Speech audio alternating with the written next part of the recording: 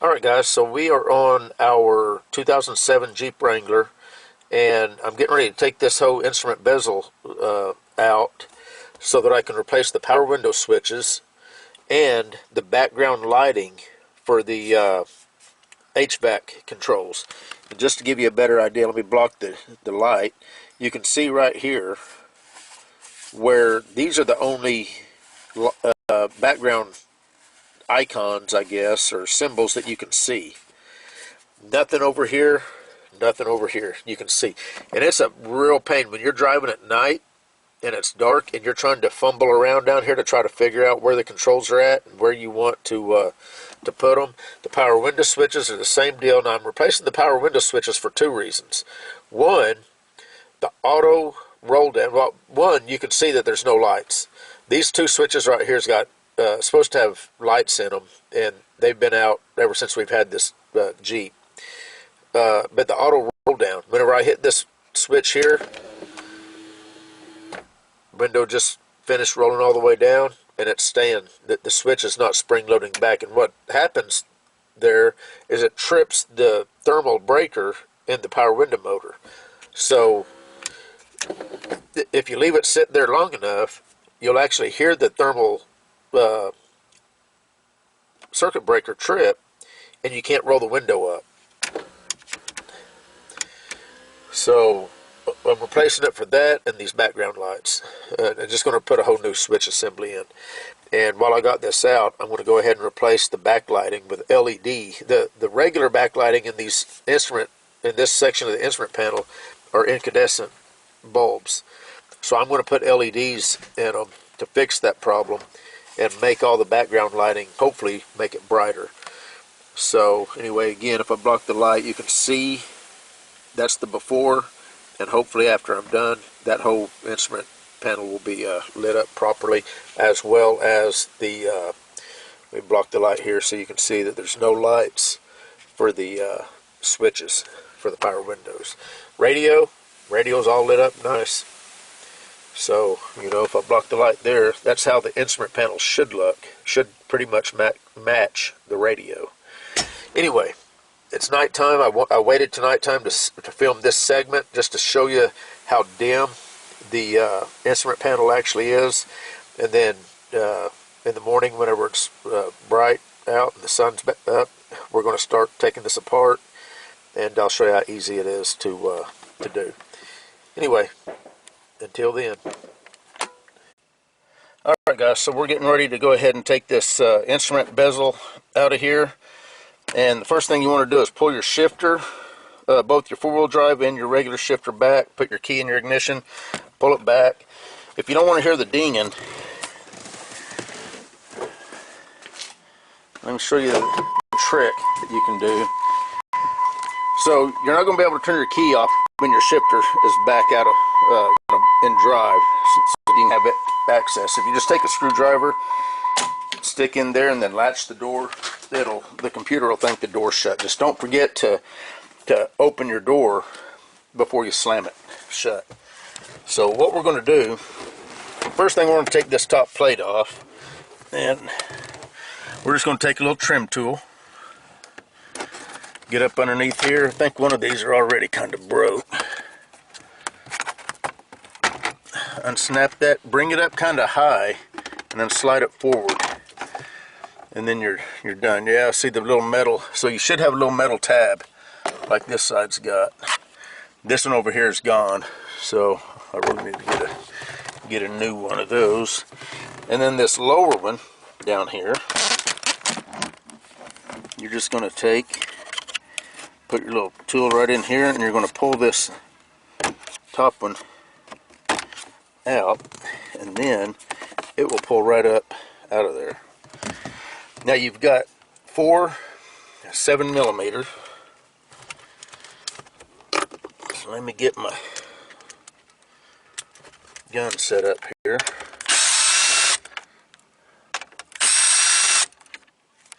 And you've got 2 right down here.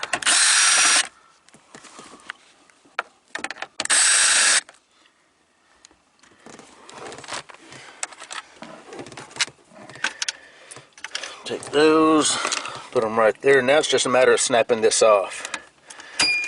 Just kind of pull out on the corners. I like to go ahead and get the bottom. And then there's two snaps right here that, let me get the camera mounted up so I can have both hands. You just grab and kind of work it, you'll finally get that. And that thing will lay down pretty good, about like that.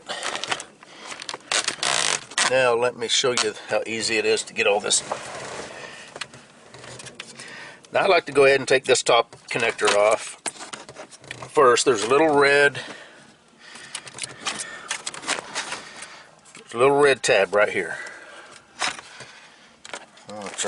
I want you guys to be able to see all this. So if you take this little tab right here, it'll pull up just a little bit. And it allows you to push the button right here to get that off. Now a lot of people seem to have problems with these right here. Get that out of the way. There's a little cavity right here. If you push that with a screwdriver, that thing will just pop right out of there. See how that is? And then you just pull this on off there, just like that. So let's do this other one. See the little cavity? You just push in. You're pushing in on that right there. And then this just snaps right off.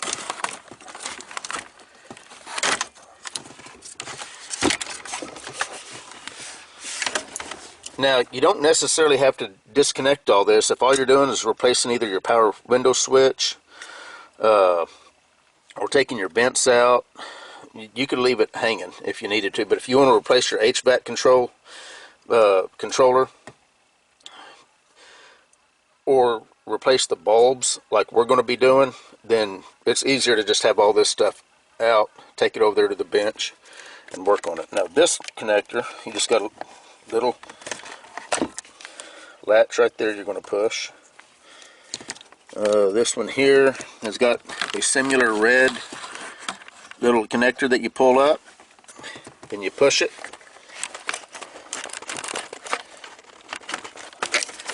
Doing this one-handed is a little tougher, guys, than you think. And then this one right here, little side, that one will come off. And then of course you got your cigarette lighter connector here.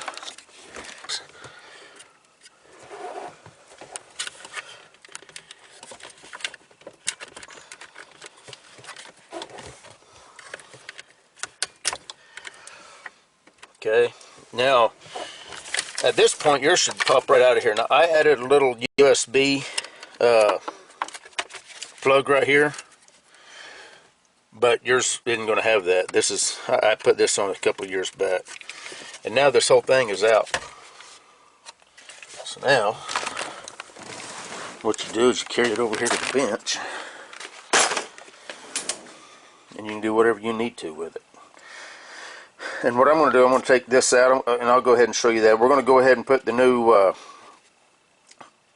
window switches in, and then I'm going to take this HVAC knob assembly out of here, and then we're going to start putting the LEDs in it. I've already got the LEDs right here, and yeah, we'll go from there. Okay, so here we are. I've got the this is an aftermarket window switch, and if you didn't catch the first part of this video, the reason I'm replacing this is for two reasons. So you have LEDs in these top two switches. The ones here in the truck are burned out. They've been burned out ever since we've owned it, and whenever you're driving at night, you're literally trying to fumble your way around to feel where these switches are at so that you can roll either the front or back windows down. But also the auto down switch on the passenger front window stays down. See how this spring loads back up? So whenever you hit this all the way down and let go, the window will continue to go all the way down and stop. On the factory one, what happens As you can see, it stays down. You got to literally take it with your thumb and snap it back up. And what that does is the window will automatically roll all the way down, but then it stays down and power stays applied to it, and then the thermal breaker pops on the, I think the thermal breaker is on the motor. I'm not 100% sure, but if you don't catch that and you don't flip that switch back up, when you do try to roll the window up, the thermal breaker's open and the window won't roll back up, and then you've got to let it sit for about a minute for that thermal breaker to reset, and then you can roll the window back up. Let's snap this, see about snapping this switch out of here and getting this new one in. And then we're going to take the HVAC control module here. We will get that out, and then I'm going to do a separate video replacing those LEDs, because it's probably going to be it's going to take a little while to get those soldered on and everything. So if you don't really care about this part of it, you're just replacing your power window switches, then this is the part that you're going to only care about. And if you look right there, you can see the little tabs. And all I'm going to do is take a thin screwdriver, stick in there, and pry that plastic back so that I can pull this switch out this way. So maybe this overhead light will actually help some. I don't know. And I think what I'm going to do, I'm going to just push up from the bottom. I got my hand underneath it. I'm pushing it up this way in the hopes that when I get this loose, it will try to pop up out of here.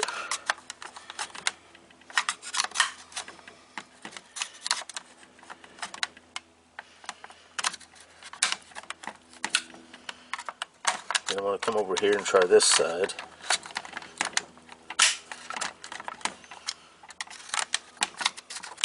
I'm just going back and forth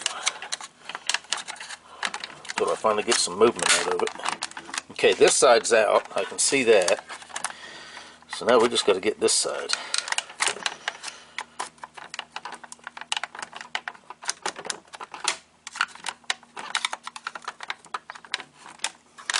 There we go. And it looks like there's a relay. This one here's got a relay. Of course, you can see some circuit board action down in there. I don't know if this will go in either way, but make sure that your switches with the LEDs are facing upwards.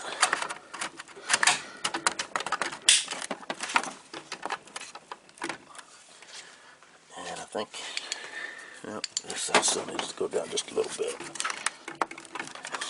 Let me push on this a little bit. There we go.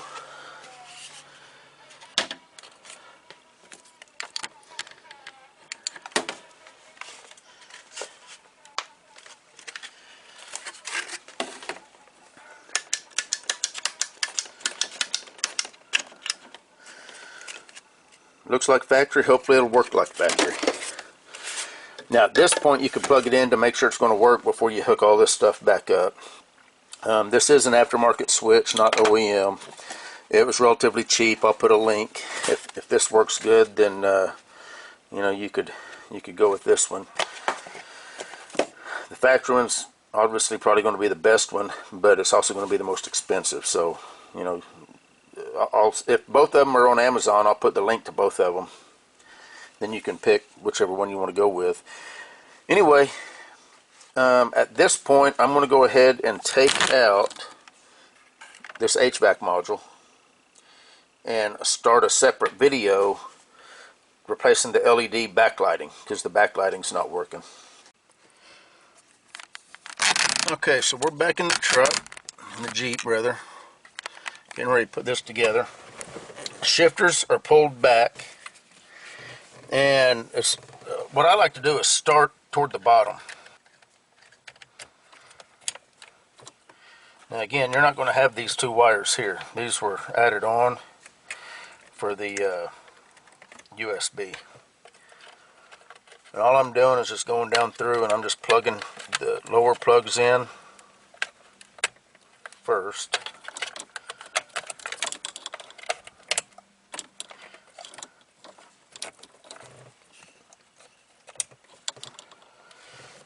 Now the only plug we've got left is this one, but before I plug that one in, I'm going to go ahead and connect the cables. Okay, so that cable's connected to the shaft there, and then you just take this and snap it right in just like that.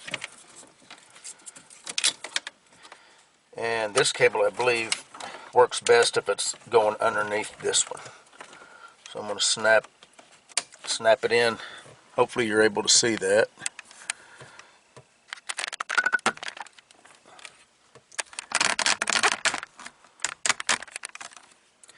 Snap it on right here,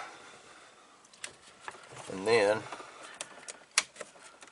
snap it in just like that. And then this connector,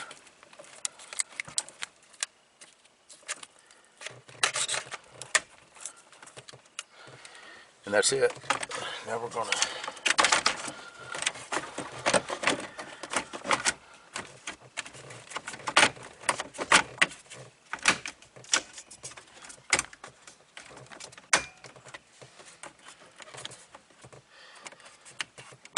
get all the snaps in, and then you're ready to put the screw.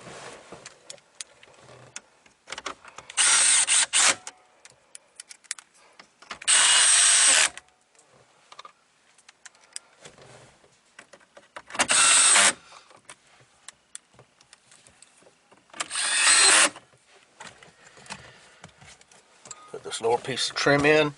These little ears right here have little pockets that they go in. Then it just snaps on just like that. Now the upper piece, it's just as easy. Now this side didn't have the little clip. This is the only side that's actually holding this piece on. I need to order some clips to snap on there, the little metal clip. But that's it. Alright, we're done. It's all put back together. We got our power window switch all installed. They work perfect.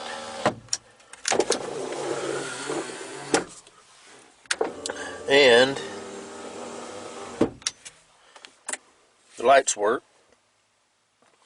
And you can even see how much brighter the, this came out for a couple reasons. One, the power window switches, but also I put LED backlighting on the HVAC control panel. So if you guys want to take a look at that video, I'll put it in the upper right corner and down in the description. But this video was focused on the power window switches.